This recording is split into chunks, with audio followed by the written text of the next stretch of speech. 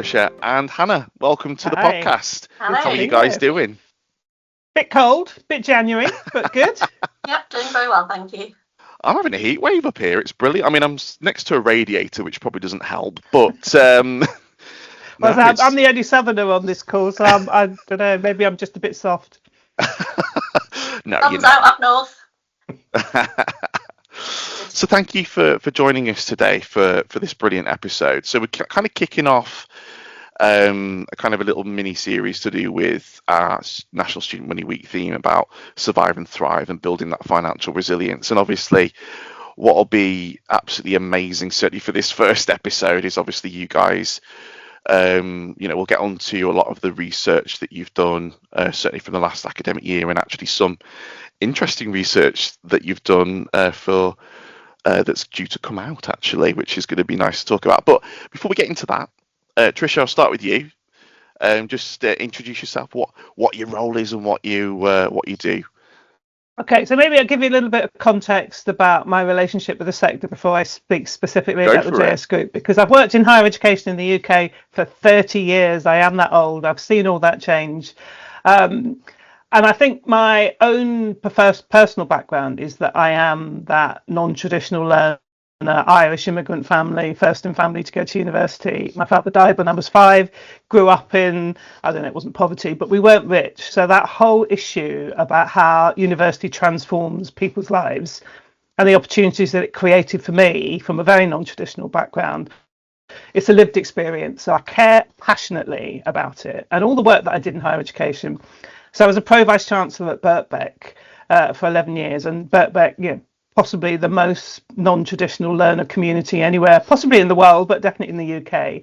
So I've worked with students and that widening access piece. How do we get people in? How do we keep them in? All of that really matters to me. I then worked for an organisation called CASE, Global Higher Education NGO, worked with university leadership teams all over the world. So deeply steeped in the traditions of higher education. So 6 years ago, I went out on my own. I became a consultant, a work coach. Most of my coaching is done all of it actually right now. It's done in higher education. So I still feel quite close to the sector, working with people who are working in our institutions. And one of my clients is the JS Group. And the JS Group I've been working with for 3 years. I'm on their strategic advisory board because I think they are really good people. I think what they do, their family business, the passion they bring to supporting students and supporting universities to support students is something that I'm really keen to advocate for. So that's me. Mm-hmm. Fantastic. And Hannah, welcome to the podcast. Thank you. Introduce yourself. So I am the head of data insights at JS Group, and I'm relatively new to both the role and the sector. I'm in my second year now, and a large part of my role, alongside doing things like making sure we're doing good reporting to our clients, providers that work with us, letting them understand what's going on with their engagement and how their funds are being used. The other really big side of my role is to see how we can use the data that is gathered within our systems to bring better understanding in the sector. Because we've got quite a broad range of people who are working with us, it allows us to get a view, not just of what it looks like within one provider, but actually beginning as we grow to understand more about the bigger sector picture. And that's been absolutely fascinating for me. Obviously, the first year there was an awful lot of learning, a very new area for me. And now we're really starting to establish, right, where do we want to go? Where can this data be most useful? Where can we most bring further understanding, both of what true need is amongst students and also of how can universities and other providers most effectively use the funds that are at their disposal to bring change, to retain students, to make a true impact? So that's really something that I'm quite excited about. We're building the foundations of that, and I think there's a long way that we can go with it. Absolutely, because I think what's been fascinating, certainly reading the shape of student financial support during the last academic year, 23-24, the data that you get is absolutely incredible, considering, obviously the premise of what we'll talk about the Aspire system, in due course, but, in terms of certainly as a user of that system, we're, as student money advisors, going, right, there's 50 quid for travel and food costs for the week, and we're seeing that, we'll see that get downloaded, but it's kind of the other bits about it, and obviously we'll talk about some research that you're about to release as well, later on. But just in terms of what JS Group can do for universities, just, I don't know who wants to talk me through that, whether it's yourself, Hannah, or in fact, I'll come to Tricia first in terms of what you believe. Yeah. Why do I work with the JS Group? What does it do? If you pull back, it's an organisation that helps university administer all the ways in which universities give students money. So some of that can be scholarships, it can be bursaries, it can be hardship funds, it can be supermarket vouchers if people have really hit hard times and they need to eat today. Universities use that money sometimes to support students to come to their open days, so right back into that pre-entry journey. There are many ways in which our universities will give students financial support for all different reasons. Postgrad, undergrad, international home, there's all sorts of pockets of money. And what the JS Group does is it allows universities to administer that in a really effective way. So it removes the administration from the university. It makes it a much cheaper thing for the university to deliver, gets the money to the student far faster. Somebody who's worked in the sector for a long time. Finance teams, university finance teams are not necessarily geared up to pay students. That's not their purpose. And so sometimes it can be quite hard for them to get that money out to students quickly when we know that students need it quickly. And so the JS Group can get that money to the student within 15 minutes. So Hannah will talk later about the research that she's been working on. We know that the students who are in receipt of this funding, or whatever institution, are really grateful for it, the speed at which it comes. So it's the student enjoys it, and the university partners that we have say it's a cheaper way of doing it, it's a much more effective way of doing it, gets the money out fast.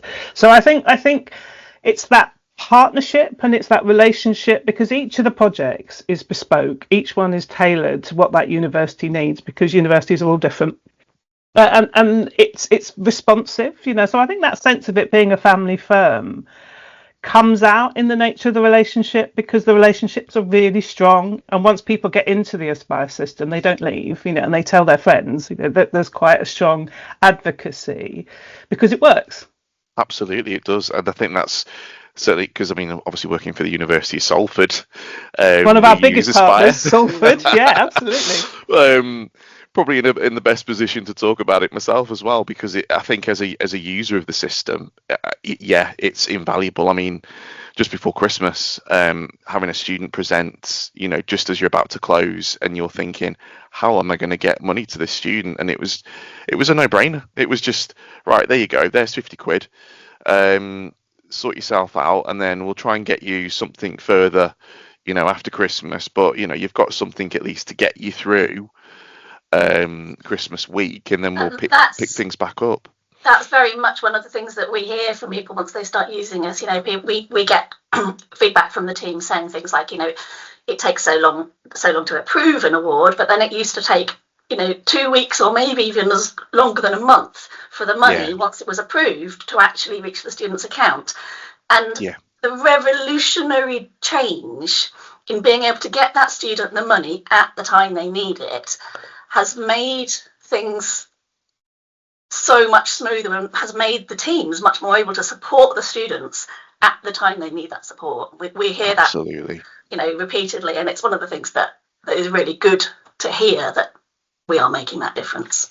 Absolutely, because I think that's there's still internal kind of processes that we have to do before we obviously make sure the cash is there for the student to obviously take. But at the same time, the process that certainly when I first started in this role, and we're not talking that long ago, it was just short of 12 months ago really, where we used to have to do a kind of a back payment system, but Mm. the amount of steps that we had to do Absolutely. was absolutely unbelievable. I've never known anything like it in my life. Even back in, when I was working for a different university, and we used to give out short-term loans, and we used to literally give the student a form to send to the finance office, and then they get paid cash. That was a better way than what obviously had kind of become. But it still might take a week.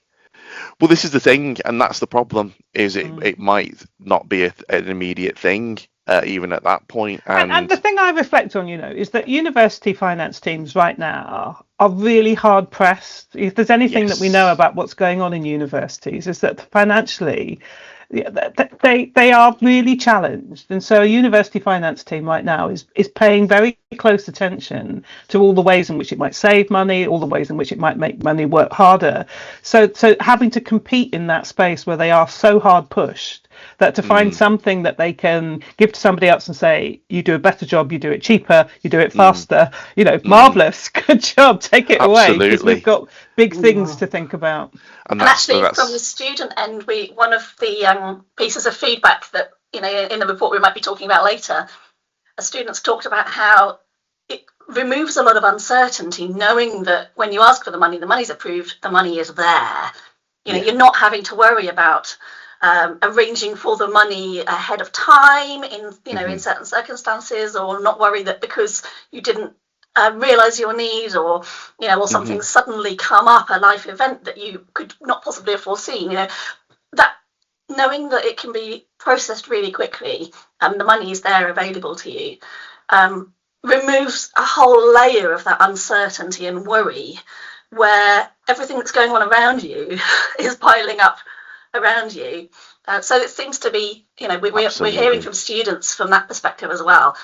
Obviously, mostly relevant to the hardship funds, but I think that really applies across the board of, all the range of fund types that we're working with. If you're getting touring funding, for example, to go abroad, the number of steps in processing that is reduced so much that the team who is issuing that funding to the student is able to know the date. They can control when the payment is made and when the funds are available to student. It doesn't have to go through a process with finance. It doesn't have to go through a process with other departments. It doesn't have to wait for a back's payment. And so I think, again, it reduces uncertainty. Absolutely, because I think that's a challenge for most money advisors as well, in terms of providing that level of reassurance to the student, because I think we get it a lot with our hardship fund applications, especially where the student will be like, well, when's this going to get paid? You've told me I've got an award, great, I've got £1,000 coming, but when am I going to get £1,000? Because I kind of need it now. And if for whatever reason we need to escalate it, I mean, we tend to have a payment day on a Tuesday. So today, for example, because we're recording on a Tuesday, we will be running a payment report, and it'll be a bulk report, and it'll just get uploaded, and within seconds it's done, and that's it. And the students have been paid what they need. I mean, for example, I've paid £10,000 in like matter of seconds, which to some finance offices they'll be like, what? But for students that need that money, and we're able to provide that money to those students, it's invaluable. Well, it's a lifeline, isn't it? I mean, we were talking, Hannah and I were talking earlier about one of the particular individual stories that we heard from the research she's been doing, where a student said, I hadn't eaten for a week. I had no money, I hadn't eaten for weeks. So here's a student trying to do their degree, trying to work as hard and do as well as they can, but they haven't actually eaten for a week because they haven't got any money. I mean, that's life and death, let alone getting in the way of you getting a good degree and working hard. It's almost unreadable when you hear those stories, but those are the little vignettes that we've been hearing of why this matters, and they're not huge sums of money necessarily, but it makes a difference. And one of the things that can be processed through the system is grocery vouchers, for all the major grocery stores, and they're restricted to particular types of purchase use, but they, that's available for you to get on the site straight away, and that meets that immediate material need Yeah, 100%. And the thing I sort of reflect on is that having worked in lots of different universities will use financial support in all sorts of different ways at all stages of the student journey. Hardship funding is critical and it's very time bound, but there's all sorts of other ways in which universities are strategically using financial support. So that notion, some of our partners are using funding to support students to come to their open days. So students who are thinking about where to go to university can't afford the bus fare, the train fare, can't afford to do that, but really want to make informed choices. And so they are supported to attend an open day. And the JS group can allocate that to the students who are applying to come to the open day. So it's, and actually often they will also be paying the student ambassadors who are working at that open day through the same system. So I think, and interestingly, from the data perspective of that, I can look at a university can say, right, how much of that open day funding was taken up? And we're able to look at that data and report back to them that, maybe 60-70% of the funds put aside for that have been taken up. They can close off the account, take the rest back and use it for the next phase as needed. Repurpose it, absolutely, yeah. It also helps to inform, how much of this fund was needed. How can we use this, this allocation next year? What's likely to be required? What are the patterns we're seeing in what students are needing to use and needing to take? Absolutely, yeah, fantastic. And I think it's just invaluable. It really, I mean, as I say, I'm probably biased sat here, I will admit that, but I do genuinely see the value, certainly, of what Aspire brings to the table in terms of how it works. That's the joy of it, is that our clients, whether it's people like you who are administering or the students who are in receipt of it, are the biggest advocates because it works. Yeah, it works. It does. It absolutely does.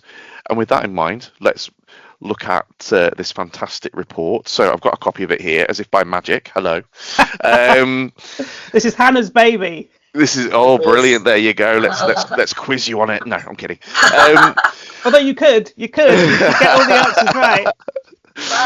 163,000 students during the 23-24 academic year. That's insane amount of people, really. But what's kind of the most interesting thing that you found from the data that you saw from the previous academic year?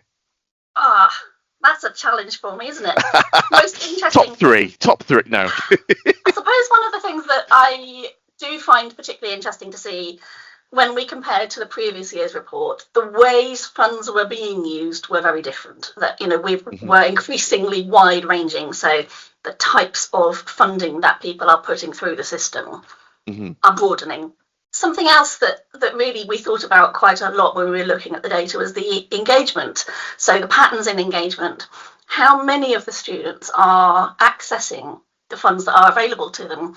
Now, before I came into this role, I assumed that if a student is given the opportunity to have additional funds, they will use that opportunity.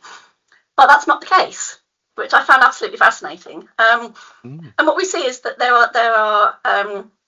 there's quite a difference between the way that cash funding is taken up and the way that credit funding is taken up. And initially, it looks a bit strange. Why are they so different? The figure we published in the report, 65% of students who are allocated credit funding in the last academic year drew on their credit funds, either some or all of it. Well, what's happening to the rest? Why didn't they draw on their funds? And this is something, a gap in almost the information that nobody really knows about. Why are they not drawing it? And I think when we begin to look at the patterns of withdrawal, so over time, and look at what the funds are. So credit funding is more often for resources. It might be books, it might be equipment, it might be for digital resources. Lots of universities are using it for their digital poverty funds, for example. But where it's books and resources and general things, that credit is actually remains available to the student throughout their academic journey. So that makes sense to begin to think, right, we're seeing slower take up through the year of these credit funds. We're seeing a lower overall take up in the course of a year. But then when we add the student feedback, the comments that we got in our student survey, we're able to see that students are also very aware that they are going to have costs in the coming year, in future years. They know that they need to set aside some of this credit funding for next year's textbooks. Exactly. Oh my God! We've got a breakthrough. That every student, you know, budgets in this wise fashion. But we certainly are hearing from students who are deliberately making that choice. Wow. It's interesting though, Hannah, we should comment on, because this notion that students can get cash and universities are moving towards giving cash rather than giving credit. But credit is a system where you say, here's an allocation, but it's there for you and you can buy the things you need, whether it's a stethoscope or the books or whatever you need for your course. You can buy it through the system. But as Hannah said, that's something the JS Group has done for decades, really. But the cash thing has really taken off, that student unions and increasingly universities are saying, let's give them cash rather than the credit. But actually the credit, in a way, as Hannah's explaining, is people think more carefully because they can only spend it on certain things, only the things that the university have allocated it for, whereas cash in your pocket, well, I want it now because I can do all sorts of things with it.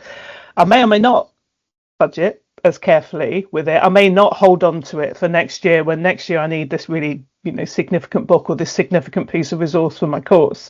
Whereas the credit piece has a different impact on the way students approach that funding. It does, and they are used in such different ways. You know, the cash allocations are more often hardship funds. People need that cash right now. You know, there's also funding for childcare. So one of the fastest moving pots almost within the cash is actually people who told us that the reason they withdrew their cash fund was for childcare. And 2/3 of the cash in that pot was withdrawn within the week it was allocated. Wow. You know, you have to pay for your childcare in bulk up front. Today, You can see why the purpose of the funding and the mode of the funding have this interplay between them. The credit ones, though, it was very interesting. I've just been a couple of months ago, I was reviewing a report that we did for a university who had a fund set aside for digital support fund. So students are allowed to use that money to buy laptops, tablets, you know, accessories to go with that, make them able to access all the digital resources that are available for their academic career. And this year, they moved that forward significantly. So this is a credit fund. It used to be made available to students towards the end of the autumn. So they're well into their first semester. There's always been fairly good engagement with that. You know, there is a need, obviously. But this year, they decided to bring it right forward, issue those funds in the summer before term started. And we were able to compare the impact of that. You know, we can see which laptop students are buying. You know, what's the balance between using laptops and the types of resources that might go with that. You know, are they buying tablets, etc., etc. But the bit that I was particularly interested in was the uptake. Now, over half of the funding was used before the start of term. And I believe that means that students are coming to their course prepared. They've got the resources they need now. They don't have to wait. They don't have to struggle through that time knowing it's coming but it's not here yet. They can start. They've done it ahead of time. Absolutely. And one of the things, you know, retention of students. If students are going to drop out, they tend to drop out before Christmas in their first year. So if you get those resources into their hands right at the beginning, it's a really good strategic investment for the institution, because I mean it helps the students, but it really helps your retention rate, which keeps your fee income going for the so win-win-win. Everybody benefits. So we saw that usage right up front, so they're ready when they start, but we also saw it has slightly increased overall engagement with that fund. Wow. Now, we will need time, we will need more data. It may be that provider is looking, you know, at other aspects, but if they wished to, we would be able to do more analysis, or maybe look at next year in comparison to understand, you know, which cohorts are using this in which way. And this, again, is an area that we're just starting to explore. We had a couple of small collaborative projects last year where I was able to look at, you know, a partner has defined a cohort. They want us to look at how that cohort is engaging with their funding. see whether there are patterns we can establish. There's obviously a lot of barriers in terms of the data processing side of things, the difficulties that I know everybody encounters in terms of data quality, but it's begun to show us how the data can help us to understand what's happening, such that you can maybe see, right, if we move this fund forwards, we issue it before the students start, this is the difference it made within these cohorts. And if you wanted to target particular cohorts, really work on improving that retention. And you can target in all sorts of ways, can't you? I mean, it's type of course, year, ethnicity, socioeconomic status. It's all the ways in which universities understand their student body. I did an analysis of IMD data for the particular set of students, and looked at engagement levels across the different IMD deciles, and it was a pretty interesting piece of work to start to dig into, and I'm hoping that we get more of that, because I think it can bring a lot of value to think how can these funds be best used? Who is using these funds most? What does that mean in terms of how we can support them to continue their academic journey? And we know that the university partners really value the data that Hannah absolutely. Because it allows them to make informed strategic decisions. Because at a time when, we said earlier, money is tight, universities are struggling. There are very few universities, so many of them are in deficit, and they're operating out of deficit this year. So money is not flowing. So if you know, and you have the data evidence that supports it, if you know that the money that you are spending is allocated in the way that you intend it to be, and you get the outcomes, and that data helps support that, you can rest assured, and people like you can justify the spending of a university in a particular way. So look, here's the evidence. Universities like a bit of data evidence in it, and it helps your case. Well, absolutely, because I think, certainly if you're going to your, directorate of the university or whoever, certainly makes those key strategic decisions, you need that data to back it up, don't you? Certainly with a business case, if you're going forward and making a suggestion, if we could do this, we can do that, that data just becomes invaluable, because then you can justify why you think that might work, and that's half the battle, isn't it? At the end of the day, it's half the battle.